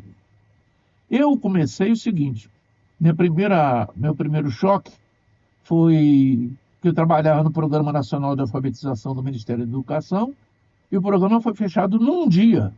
Houve o golpe dia 1º de abril, fechou no dia 1º de abril. No dia 2 de abril eu fui lá, eu fui detido. Quando eu entrei no prédio, eu fui esvaziar minhas gavetas, tirar listas de pessoas que estavam contatando para fazer coisas, sumi com isso tudo. Comecei a rasgar tudo, jogar na lata de lixo. Já fui crau, a DOPS estava lá dentro, me prenderam. O senhor o quê? Eu digo: não, eu sou diretor aqui do programa, trabalho. Não, o senhor não pode, tal. O senhor tem até a DOPS com a gente para dar explicação. Eu tive sorte, porque eu tinha servido recentemente no Exército. E aí, quando eu saí, tinha um soldado do Exército no corredor, que eles puseram um em cada andar, um soldado do Exército. Eu digo: vai chamar o seu tenente, que eu sou militar e estão me levando aqui preso. Aí ele foi chamar o tenente dele. Quando eu cheguei na porta, embaixo da portaria, o tenente já estava lá. Aí o cara disse: não, ele tem que prestar explicações e tal, porque ele é diretor de programa aqui. Aí eu tirei minha carteirinha de oficial do Exército, Sim. estava fresquinha no bolso. Eu digo: colega, manda liberar aí, eu sou funcionário daqui, mas não vou ser preso. Tem que ser, se eu for preso, tem que ser preso por uma escolta militar. Aí o cara olhou assim, não sei se. Eu não creio que ele se convenceu. Às vezes eu dar colher de chá para um quase colega, né? Sim. Devolveu a carteirinha, virou para um praça e disse assim: leva ele lá na porta e deixa ele sair lá na calçada. Aí o cara disse: não, mas o polícia civil. Não, mas aí ele abriu o coldre da pistola dele, pistola 45. Ele abriu o coldre. Aí abriu o coldre, o cara não falou mais nada. Você tem algo a dizer? A prepotência me ajudou. Aí o cara me levou lá na porta, eu saí na porta e fui embora. Mas eles estavam prendendo as pessoas que iam lá no dia seguinte. E o coronel que assumiu o MEC era o coronel Celso dos Santos Maia, que era professor do Colégio Militar lá do Rio de Janeiro. Ele pegou a lista dos funcionários todos que ele supunha que era de esquerda, do programa de alfabetização, de outros programas, fez uma lista, mandou datilografar: estão demitidos do Serviço Público Federal. E assinou embaixo. E colou na porta do Ministério, na parede dos altares, na porta do Ministério. O cara chega lá para entrar: você não pode entrar, você não é mais funcionário. Você mostrava o RG, ele ia lá ver na lista: não, você está nessa lista, você não é mais funcionário. O senhor venha depor no inquérito, quando for chamado e tal. Acabou com tudo de um dia para o outro. Então a ditadura era essa coisa horrível, cara. Sim. Eu, no meu período político que eu vivi, de 64 a 69, que foi quando eu fui preso de vez, tinha um problema que era o seguinte: eu era militante de esquerda. Então eu estava fazendo uma coisa trabalhando, tentando sobreviver ali, né? Tinha uma filha, era casado. E aí um dos meus chefes, você vai para tal lugar fazer tal coisa. Aí eu tinha que desaparecer, pedir as contas, sumia. Ou nem pedir as contas, sumia. Né? Então, para mim, uma vez eu passei uns 7 meses direto no campo, fazendo trabalho de organização nos camponeses. Você mandava para lá, você tinha que fazer, você não podia. Você não tinha vida própria. Né? A minha companheira já estava, coitada, ficando até, né, na época. E olha que ela era do Glorioso também, era militante do Glorioso. E nós, como a gente estava mais para a esquerda, os nossos chefes eram o Mário Alves, era o Marighella, era o Apolônio, que estavam tentando montar um trabalho de guerrilha rural, de embasamento no campo. E na cidade você tinha que treinar as pessoas, o treino era super precário, você tinha que encher um carro, levar o cara para a praia de noite, chegar lá, ensinava a atirar na praia e tal. Umas coisas que eu diria bobas, né? Mas da minha visão de mundo de hoje. Sim. Não daquela época. Naquela época era o que todos os que estavam tentando fazer aquilo estavam fazendo. Por que eu diria que eram bobas? Sabe por quê? Porque nós nunca conseguiríamos derrotar a ditadura, que era apoiada pelos americanos, sozinhos. E nós estávamos sozinhos. Quer dizer, o Marighella, mais o pessoal da VPR, mais o pessoal lá de Minas Gerais, somando tudo, eles deviam ter umas 6, 7 mil pessoas organizadas. Aquilo é como acender uma vela. Você acende aquilo, o fósforo queimou na hora. Que foi o que aconteceu. Quando a ditadura caiu em cima matando, acabou. O movimento começou em 67 e em 74 não tinha mais ninguém vivo. Sim. Só os que estavam na cadeia ou no exílio. Então, eu, com a minha visão de hoje, eu diria isso, que nós somos ingênuos. Porque realmente a gente tinha umas ideias interessantes, como aquela do Mao Tse Tung. Uma só chispa pode incendiar toda a pradaria. Não quando a pradaria está encharcada de lama, que era no caso brasileiro, entendeu? Mas a gente não fazia, não distinguia muito. E a gente tinha uma visão errada sobre o internacionalismo. A gente achava que a gente tinha que fazer aquilo que era a nossa obrigação, tinha que desapertar o Vietnã e tinha que enfrentar a ditadura aqui. E, evidentemente, nós não tínhamos força para nada disso, nem tínhamos lugar nenhum de apoio. O único apoio que a gente tinha, que, por exemplo, a guerrilha brasileira, a venezuelana, a boliviana, a peruana, a argentina, a uruguaia, era Cuba. Cuba é uma ilha, cara, do tamanho de Pernambuco, um PIBzinho, né? PIBzinho trax, acabou a economia do Cuba. Gastou tudo, tem dinheiro para nada. Eles, coitados, se sacrificaram. Você sabe que os americanos disseram para os russos: se vocês não convencerem os cubanos a parar de fomentar a revolução no mundo, nós vamos fazer sabotagem nos seus países que vocês governam. Eles ameaçaram os russos, os soviéticos. E foi por isso que a União Soviética nem... Cara, não acendeu nem uma vela para o nosso caixão. Não fomos faturados mesmo. Só não morreu quem não morreu, não morreu por acaso. Os outros foram todos liquidados. E não era um problema deles, você vai dizer, o problema deles é com quem está fazendo a luta armada. Não era.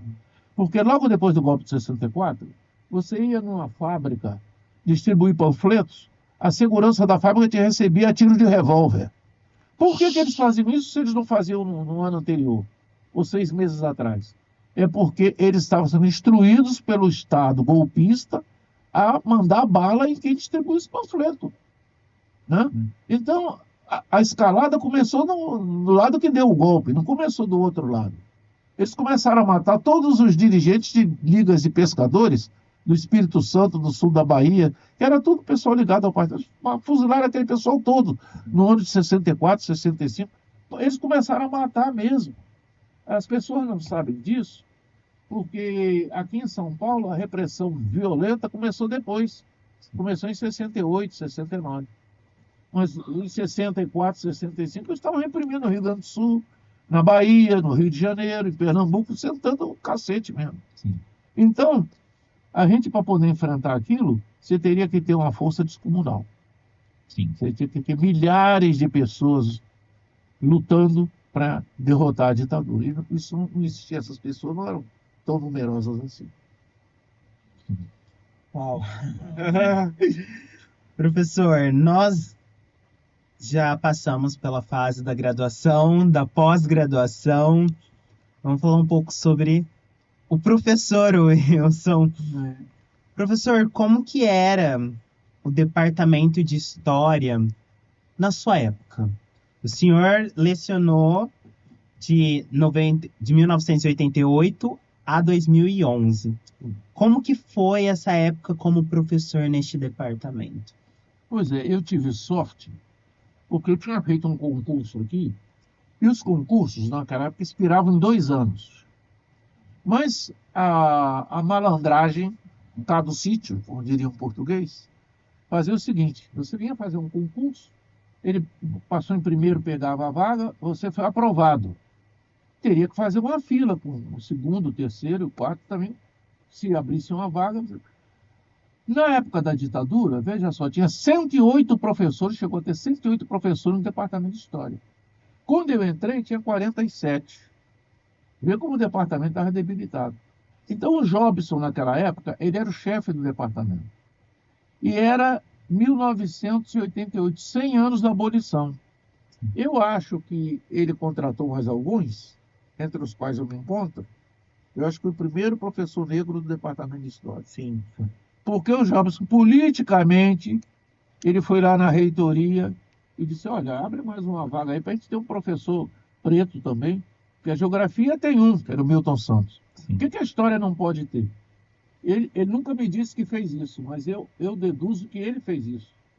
Por isso que sobrou vaga para eu entrar também, entrar outros aí naquela época, outros professores. Mas eu acabei sendo o único professor preto. Então, o departamento de História, para mim, o que foi? Né? Como escolheu a sua área de atuação? Numa certa medida, eu fiz uma escolha. Eu passei na vaga de História Moderna. Entrei e durante 13 anos eu dei História Moderna na graduação. Depois, nos outros 12 anos, eu dei História Contemporânea na graduação. Eu saí de Moderna para Contemporânea.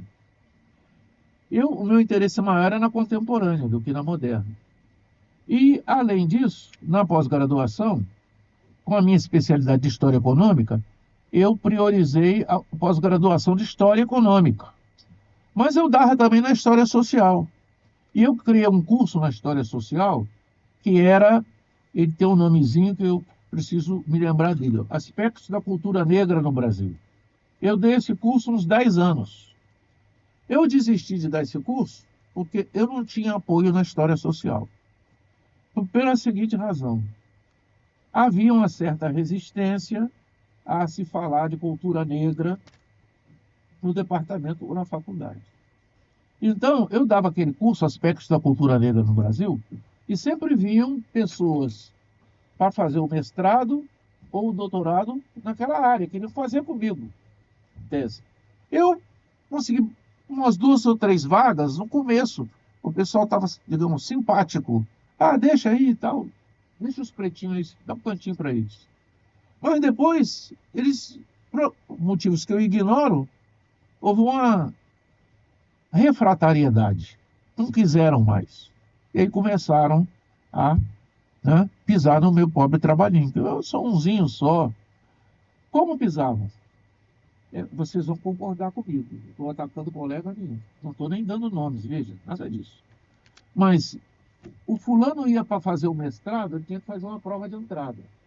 Ia para fazer o doutorado, ele tinha que fazer aquela prova, o vestibulinho que a gente chama, na história social. Todos eram reprovados. Nenhum tinha competência. Nunca mais passou um. Então eu dou um curso, Aspectos da Cultura Negra no Brasil. O pessoal vem fazer o curso, se interessa pela área, vai se inscrever naquela área e toma um tiro na testa quando está lá. Não consegue. Eu tenho certeza que é isso, porque eu dava o curso há 10 anos eu cheguei para o coordenador de História Social e expliquei isso que eu estou falando para vocês para ele. Digo, olha, vocês têm que deixar passar algum dos meus alunos que vão lá fazer. Ele me respondeu debochadamente o seguinte: professor, nós estamos agora idealizando uma maneira que o aluno venha fazer o exame de entrada, mas a gente não sabe que orientador que ele escolheu. Aí o senhor vai ter chance de aprovar algum aluno. Quer dizer, ele praticamente disse para mim o seguinte: se a gente souber que é aluno seu, nós vamos reprovar ele. Exatamente. Foi isso que ele me disse. Então, eu dei mais um semestre a dito cuja matéria e nunca mais dei.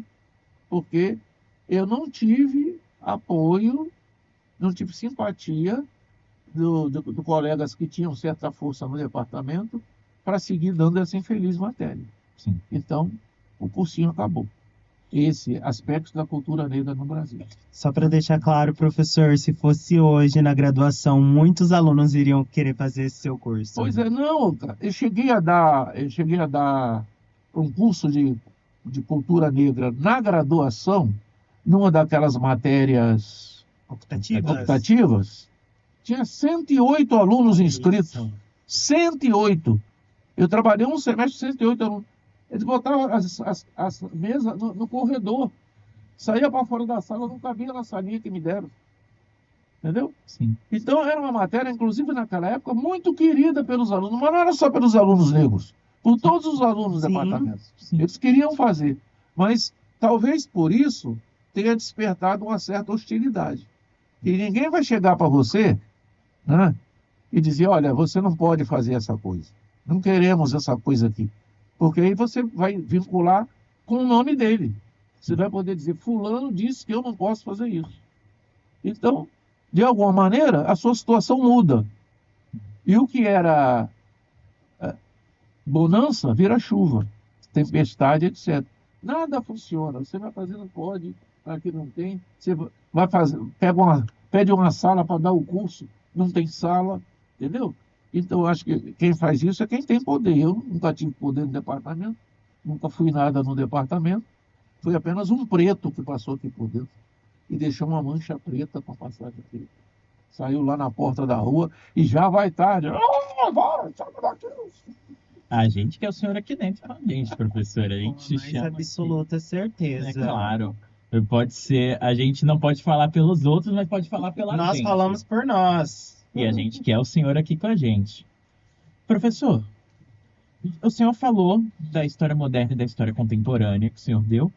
Quais foram as principais mudanças com a sua passagem na universidade? O senhor viu dos estudos dessas duas matérias? Olha, quando eu dei, daquele departamento tinha uma coisa muito boa que era o seguinte: com o fim da cátedra e com os professores titulares, desapareceu aquele negócio de ter um bloco monolítico de ensino.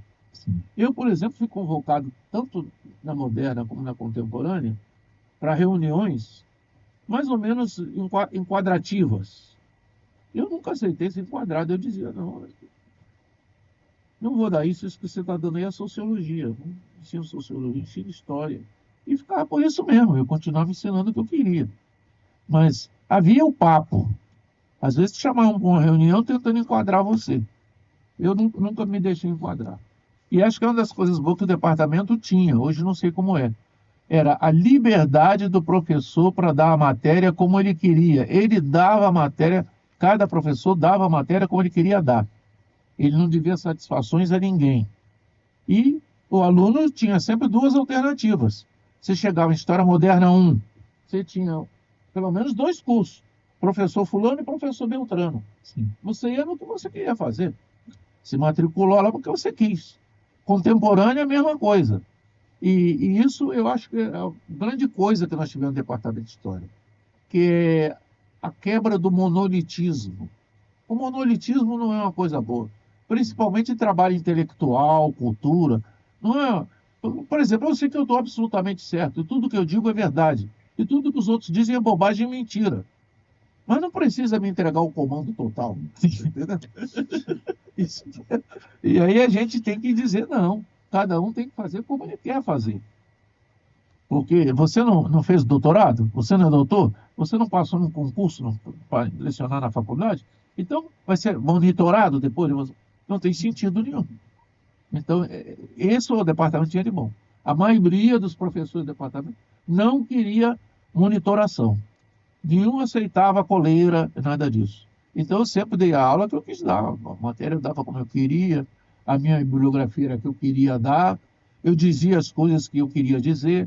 Às vezes aparecia lá um aluno, você falou isso, mas o professor falou tal coisa. Eu digo, lá na aula dele é tal coisa, aqui na minha é isso. Sou obrigado a pensar igual ao outro. Não, exatamente. O pensamento é diferente de cada pesquisador. E é para isso que existe a liberdade de expressão. Sim. Para você ensinar de uma determinada maneira. O aluno ele vai ouvir o que você diz e vai avaliar também, porque ele não é nenhum bobo. Sim. Ele vai... Uma coisa que o departamento tinha de ótimo, naquela época que eu passei aqui, era o seguinte: os professores não davam nota para você porque você expressou o mesmo ponto de vista que o professor. Ele dava nota pela coerência da defesa do seu argumento. Eu cansei de dar nota para alunos que estavam escrevendo tudo diferente do que eu falei na sala de aula. Mas eu via se ele tinha coerência. Ele veio disso para isso, disso para isso. Isso aqui é a tese do fulano de tal, o argumento de Beltrano. Então, pronto, leva a nota dele. Um argumento bem estruturado. Claro, até citando pessoas que eu não cito, não tem problema nenhum. Eu não sou o dono da verdade. Eu fabrico a verdade total e absoluta, mas não imponho. Sim. Perfeito. Professor, a gente está chegando quase no final das nossas perguntas, do nosso podcast, mas tem uma pergunta aqui que eu acredito que seja essencial, que é, o senhor teve esse período como professor, e a gente quer saber quão diversas eram as salas e o que você pensa da implementação das cotas étnico-raciais e socioeconômicas, não só acho que no Brasil, mas também na USP em si Na também. USP aqui e no todo também, né? Aqui na USP as cotas demoraram muito. E houve muita resistência de professores aqui, porque aqui tem um racismozinho escondido. Porque não tem aquele racismo do Bolsonaro, dizer assim, Que é escancarado. todo mundo tinha 5 arroba lá no quilombo.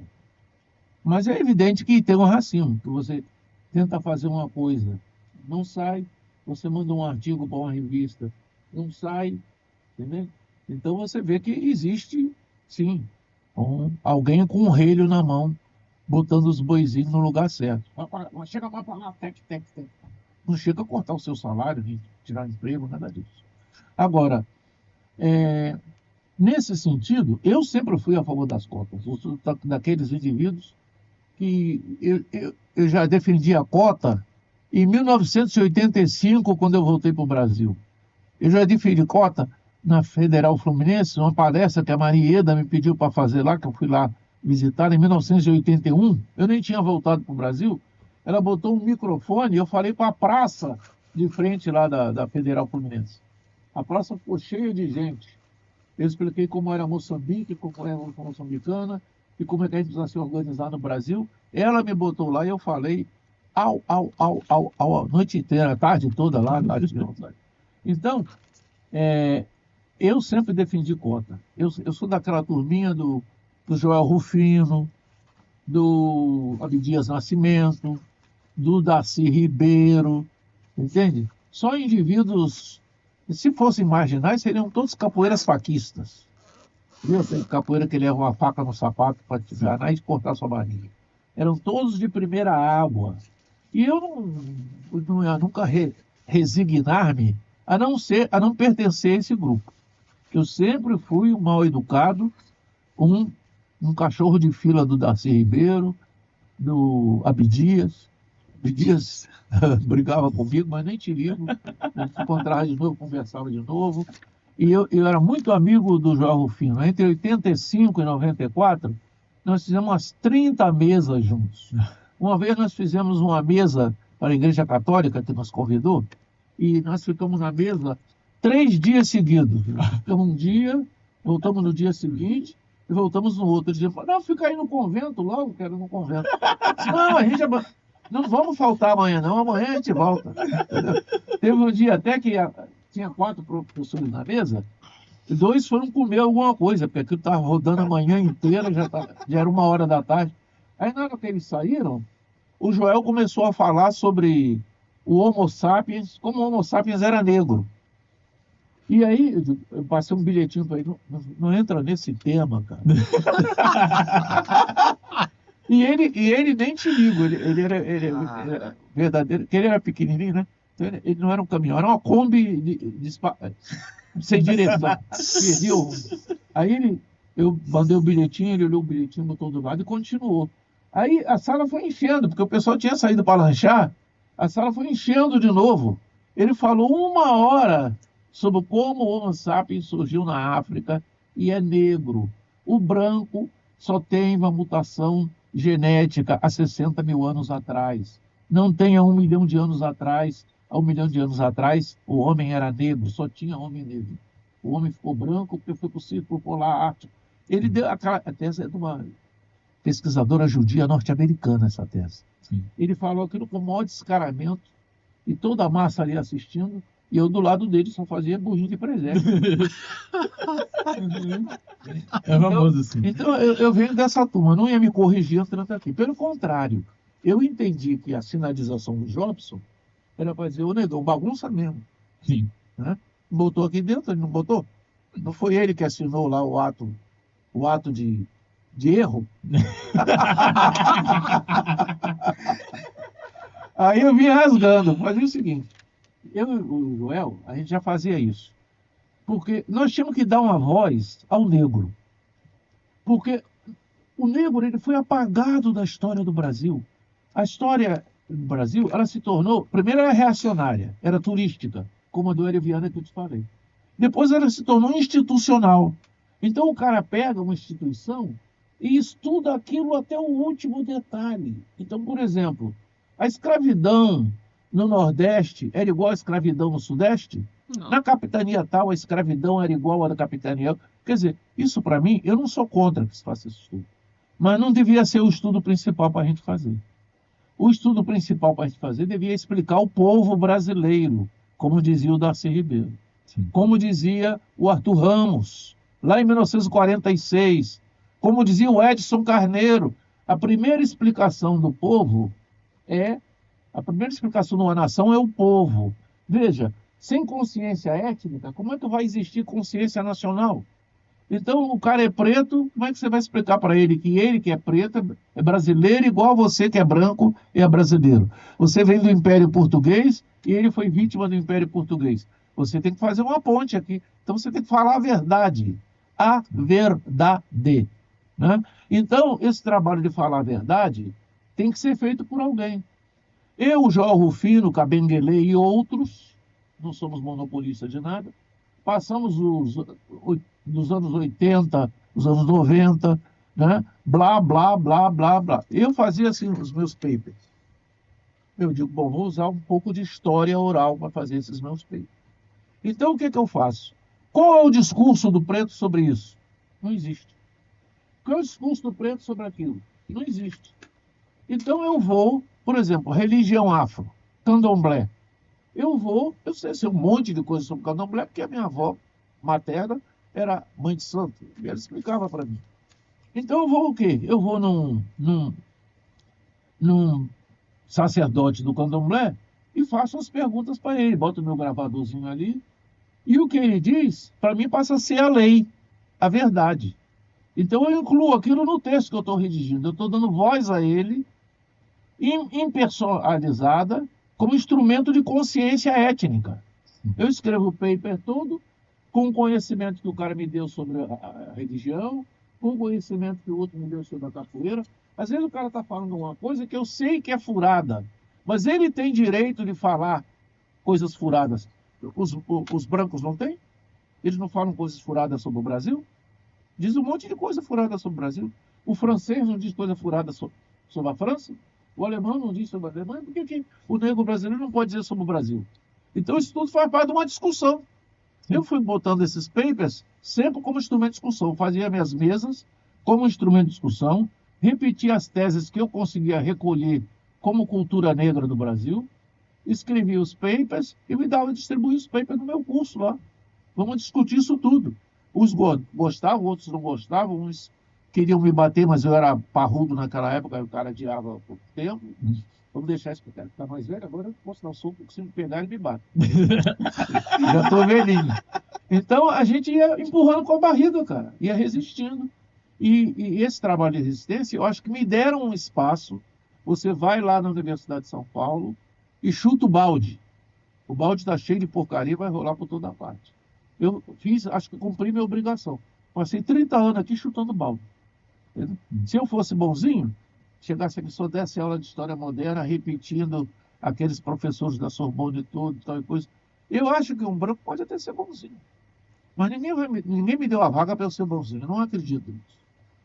Não acredito nisso. É como num filme de western. Chega aquele pistoleiro vestido de preto, você já sabe que ele vai fazer um sinal. Senão você não tinha nem dado a roupa preta para ele e botado ele no filme. Então é a mesma coisa. Eles vacilaram, me deixaram entrar, então sai da frente. Agora aguenta. Agora aguenta. Isso. Agora aguenta. Que dizia o povo do Selimar, dizia isso quando você estava na tortura. Você reclamava alguma coisa e dizia, aguenta. Então, Antes da gente finalizar, eu gostaria de fazer assim, uma pergunta bem rápida para uma resposta bem rápida, professor. Tá proibido, me apertando, você não me deu tempo. Antes da gente terminar, professor. Enganou, disse que eu podia falar à vontade. tá vendo? Calma, nós traremos o senhor uma próxima vez para falar mais. Ah, isso é óbvio. Eu estou com uma promessa dessa da Universidade de Lund aí. Ah, Vamos deixar você falar uma próxima vez. não, mas aqui a gente garante. Mas aqui a gente A garante. gente garante, está gravado. Mas, professor, que recado o senhor deixaria para os jovens que estão entrando na universidade, para os jovens historiadores, futuros historiadores? Que recado que o senhor gostaria de enviar para Vou eles? dar um recadinho, mesmo rápido, você falou. Eu acho que você faz um trabalho, estuda, então, tem uma profissão. Na nossa profissão, nós não somos respeitados nem considerados. O Brasil, vou dizer com toda a certeza, é uma lata de lixo. No Brasil, o que existe de pior é o que domina. A história social do Brasil oculta os dois principais sujeitos da história do Brasil, que é o negro e o índio. Né? Se eu perguntar para você, a nação Goitacás, né? Os butucudos, que a minha bisavó lá era butucuda, ninguém sabe nada. E quem sabe não ensina. O Darcy Ribeiro ensinava. Né? Ensinava. O Carlos Ribeiro ensinava. A Lidinéia ensinava. Né? A Marina São Paulo Vasconcelos ensinava. Então nós temos que continuar esse trabalho. O nosso trabalho é pensar e ensinar a pensar. Nós, como professores, temos que aprender a pensar e depois ensinar os alunos a pensar. Qualquer tipo de aluno, a gente tiver um alunozinho na sala de aula, lá na escola primária, você tem que trazer uma verdade para ele para desenvolver a consciência social dele e a consciência étnica dele. Seja ele branco ou preto, você tem que ser para ele, você é brasileiro, o Brasil é assim, o Brasil tem preto, o Brasil tem branco. Nós não somos italianos, nós somos brasileiros. O filho de italiano aqui é brasileiro, não é italiano. Está errado escrever em inglês na tela da televisão para anunciar coisas. Tem que anunciar na nossa língua, que infelizmente é o português. Porque foram os portugueses que nos colonizaram. Então a nossa língua de colonização é essa. Vou fazer uma provocação nisso. Tem um cidadão que chama Mandume Dia Ndemofaio. É um nome difícil. Esse sujeito, ele perdeu uma guerra contra os portugueses porque ele expulsou os alemães do norte da Namíbia e do sul da Angola. E em 1915, ele era o chefe da Confederação dos Ovambo. E ele perdeu a Batalha de Mongua contra os portugueses. Os portugueses tinham fuzil de repetição e ele tinha lanceiros. Embora ele tenha expulsado os africanos, os buas, lá do território, os alemães, ele não tinha mais um número que permitiu vencer o exército português. Então, ele retirou-se com o Estado-Maior dele. No meio da batalha, ele viu que estava perdido. Ele foi para debaixo de uma árvore, sentou e disse assim para o Estado-Maior dele, que eram todos guerreiros conhecidíssimos, famosos, lindos lá da história da Angola. Disse assim: vocês querem ser moleque dos portugueses? Ele disse: não, chefe, não queremos. Ele meteu o fuzil debaixo do queixo e apertou o gatilho. Pum! O tampo da cabeça dele voou. Todos se suicidaram na hora. Quando os portugueses chegaram lá, onde está o Estado-Maior? Está naquela colina ali. Eles chegaram lá, estava todo mundo morto. Então é isso que a gente tem que ser. Não temos nada contra o português enquanto pessoa. Temos enquanto cultura. Porque não podemos aceitar que a cultura dele impeça a gente de ter uma cultura própria. Então, vocês querem ser moleca dos portugueses? Nós temos que perguntar isso sempre para os alunos.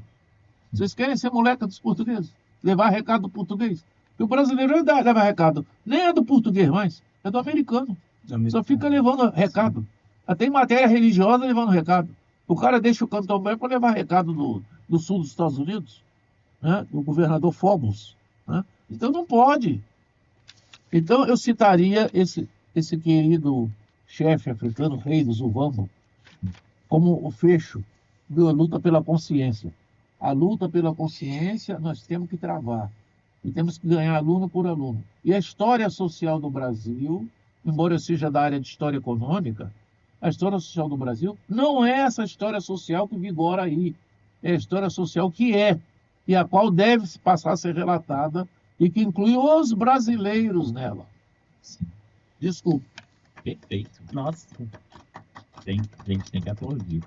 Também bato palma. Então, chegamos ao fim do nosso episódio. Queremos agradecer imensamente ao professor Wilson do Nascimento Barbosa pela conversa e aula que tivemos hoje. Provocação.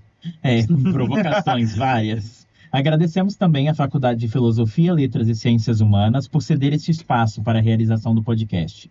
Aos professores Daniel Gomes de Carvalho e Gustavo Veloso pela orientação e a Olga Stefan Cruz, nossa colega, que nos acompanhou nos bastidores desse episódio. Até a próxima e, como dizem dentro da nossa língua, salve as nossas forças.